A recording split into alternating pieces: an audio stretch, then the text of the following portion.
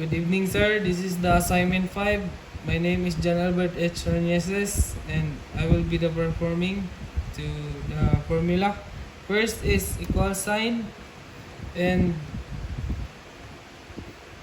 B2 is divided by C2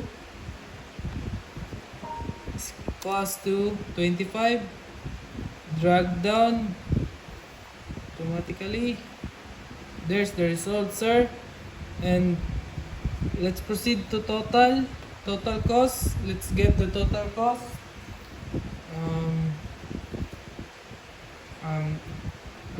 Magamit tag formula karon nga sum. Madaming gamit, sir. Equal sign, sum, open parenthesis, on siya, and close parenthesis. This is the total, sir. Ay, mali dahil. Mali. Uy. At siya, 15,000. Let's sub the sir. Sub the equal sign, sum, open parenthesis. Let's copy the amount, the cost. Sobra.